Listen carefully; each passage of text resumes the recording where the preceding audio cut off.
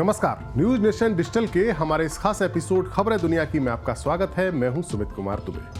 कई महीनों से मिडिल ईस्ट में जारी हमास और इजराइल जंग के बीच 1 अप्रैल को इजराइल ने जब सीरिया की राजधानी दमिश्क पर एयर स्ट्राइक की तो उसके निशाने पर ईरान का वाणिज्यिक दूतावास था और अपने एक ही वार में उसने ईरान के एक टॉप कमांडर के साथ साथ उनकी पूरी टीम का खात्मा कर दिया। इजराइल के इस एक्शन से ईरान इतना भड़का कि उसने कुछ दिन बाद इजराइल पर सीधे अपनी मिसाइलों और ड्रोन से जवाबी कार्रवाई कर दी। ईरान की यह कार्रवाई अपने आप में ऐतिहासिक है क्योंकि इस कार्रवाई का मतलब सीधे इजराइल के साथ जंग का आगाज हो सकता है। ये कार्रवाई जंग का आगाज करा सकती है और इजराइल के साथ जंग का मतलब है अमेरिका के साथ जंग, क्योंकि मुस्लिम देशों वाले इस मिडिल ईस्ट के इलाके में अमेरिका एक तरीके से इजराइल का गारंटर है। इजराइल की सिक्योरिटी, यहूदी देश इजराइल की सिक्योरिटी का गारंटर है। इस पूरे के पूरे इलाके में ऐसे छोटे बड़े कई मुल्क हैं जहां अमेरिका के फौजी अड्डे हैं और इस पूरे इलाके में अमेरिका की बादशाहत को अगर कोई मुल्क चुनौती देता है तो वो है ईरान। इजराइल तो बस अमेरिका का एक मोहरा ही माना जाता है। कच्चे तेल और नेचुरल गैस के खजाने वाले इस पूरे इलाके में अमेरिका के वरदहस्त को असली चुनौती तो बस ईरान से ही मिलती है। आपको यह जानकर आश्चर्य होगा कि एक वक्त था जब इस इलाके के कई बाकी देशों की तरह ईरान भी अमेरिका का ही यार हुआ करता था, अमेरिका का दोस्त हुआ करता था और ईरान में वही होता था जो अमेरिका चाहता था। हमारे आज के इस एपिसोड में हम बात करेंगे कि आखिर कैसे ईरान और अमेरिका की दोस्ती में दरार पड़ गई और ऐसी दरार पड़ी कि दोनों मुल्क एक दूसरे के कट्टर दुश्मन बन गए। हम बात करेंगे कि आखिरकार अमेरिका और ईरान के बीच ऐसी कौन सी दुश्मनी है जिसने इन दोनों मुल्कों को जंग के इतने करीब लाकर खड़ा कर दिया है। पहले बात इतिहास की करते हैं ताकि उससे मौजूदा हालात को समझने में थोड़ी सी आसानी हो। मिडिल ईस्ट के बाकी इलाकों की तरह ईरान में भी खनिज तेल के बड़े बड़े भंडार मौजूद हैं। सेकेंड वर्ल्ड वॉर के बाद जब अमेरिका इस दुनिया की 2 महाशक्तियों में से एक यानी सोवियत संघ के अलावा दूसरी महाशक्ति बना था, तब उसने मिडिल ईस्ट के इस तेल के भंडार पर अपना आधिपत्य जमाने की भरपूर कोशिश की थी। इस इलाके के बड़े देश सऊदी अरब के साथ तो अमेरिका की डील हो गई, लेकिन ईरान के साथ उसकी बात नहीं बन पा रही थी।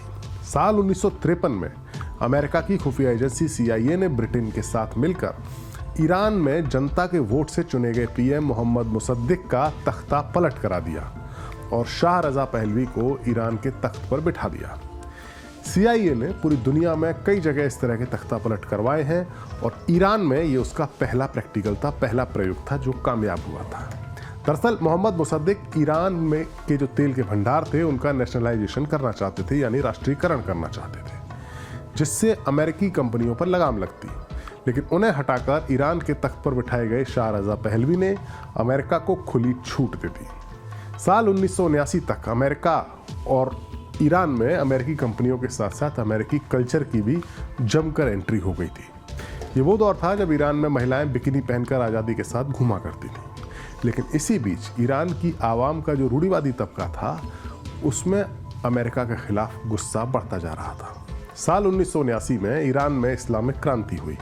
शाह रजा पहलवी की सत्ता को उखाड़ फेंका गया। 16 जनवरी 1979 को ईरान के शाह देश छोड़कर भाग गए और वो निर्वासन में जीने लगे। अयातुल्लाह रूहुल्लाह खुमैनी जो धार्मिक नेता थे उनको ईरान का सुप्रीम लीडर बनाया गया।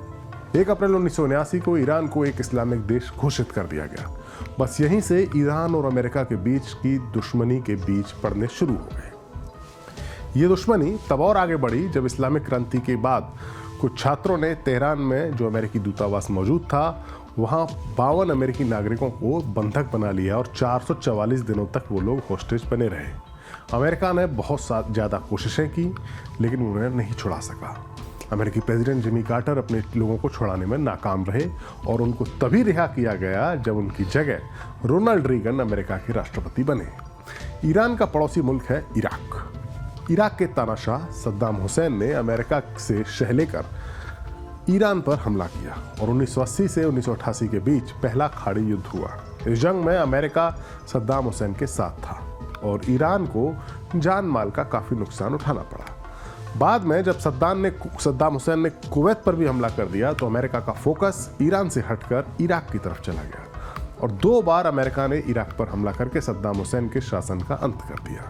सद्दाम हुसैन की मौत के बाद इराक पर ईरान का असर भी काफ़ी ज़्यादा बढ़ गया और एक तरह से अमेरिका और इराक की जंग का फ़ायदा ईरान को हुआ।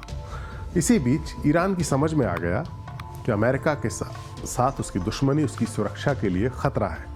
जैसा सद्दाम हुसैन के साथ अमेरिका ने किया वैसा ही ईरान के साथ भी वो कर सकता है और सुरक्षा की गारंटी के लिए उसने परमाणु हथियार बनाने की कोशिश शुरू कर दी। वहीं अमेरिका और उसके साथी देशों ने ईरान पर इतनी पाबंदियां लगा दी कि उसके लिए अपने कच्चे तेल को बेचना भी मुश्किल हो गया। ऐसा नहीं है कि ईरान और अमेरिका के बीच समझौते की कोशिश नहीं हुई हो। सबसे सीरियस कोशिश यानी सबसे गंभीर प्रयास साल 2015 में हुए, जब अमेरिका के राष्ट्रपति थे बराक ओबामा और उन्होंने ईरान के साथ एक ऐतिहासिक डील की। इस डील के तहत ईरान खुद पर लगी पाबंदियों को हटाने या उन्हें कम करने के एवज में अपने न्यूक्लियर प्रोग्राम को बंद करने के लिए राजी हो गया। लेकिन अमेरिका के अगले राष्ट्रपति डोनाल्ड ट्रंप ने ईरान के साथ हुई इस डील को रद्द कर दिया और ईरान फिर से अमेरिका के रेडार पर आ गया। अब हम आपको बताते हैं कि हमास इजराइल की जंग में ईरान की क्या भूमिका है और इस पूरे मामले में अचानक से ईरान क्यों इजराइल के सामने आकर खड़ा हो गया है। यूँ तो मिडिल ईस्ट के इलाके में मौजूद ज़्यादातर मुस्लिम देश इजराइल को अपना दुश्मन मानते हैं, लेकिन ईरान अपने गुरिल्ला संगठनों के जरिए इजराइल के लिए लगातार खतरा बना हुआ है, लगातार खतरा खड़ा करता रहा है। फिलिस्तीन का जो संगठन है हमास, उसको ईरान की एक्टिव मदद मिलती रही है और लेबनान में, जो कि इजराइल के उत्तर में है, वहाँ मौजूद भारी हथियारों से लैस एक मिलिशिया है, एक आतंकी संगठन है हिजबुल्लाह, जिसको ईरान ने ही खड़ा किया है, जिसको आतंकी संगठन का दर्जा भी दिया जाता है। अब हालात ये है कि ईरान इजराइल जंग की सूरत में हिजबुल्लाह उत्तर की दिशा से इजराइल पर हमला कर सकता है। अमेरिका को इस बात का एहसास है कि अगर हिजबुल्लाह और ईरान ने मिलकर इजराइल के खिलाफ जंग छेड़ दी या इसके खिलाफ आ गए और सीधी जंग शुरू होती है, तो वो उनके दोस्त यानी इजराइल के लिए काफ़ी मुश्किल खड़ी कर सकती है। इसी आशंका के मद्देनज़र अमेरिका ने जैसे ही गाज़ा का युद्ध शुरू हुआ, उसने अमेरिका ने इजराइल की सीमा के करीब जो पूर्वी भूमध्य सागर है, वहाँ पहले अपने सबसे घातक एयरक्राफ्ट कैरियर USS फोर्ड को रवाना किया और दूसरा कैरियर ग्रुप USS आइजनहावर भी कुछ वक्त बाद उस इलाके में पहुँच गया।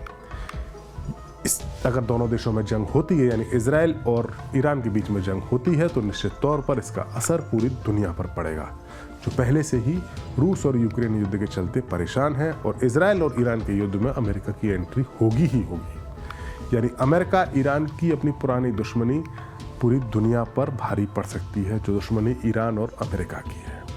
अगर ये जंग होती है तो इसका असर, इन दोनों की मुल्कों की दुश्मनी का असर पूरी दुनिया पर पड़ेगा। हमारा वीडियो आपको कैसा लगा, अपनी राय कमेंट बॉक्स में जाकर हमें ज़रूर दें। नमस्कार।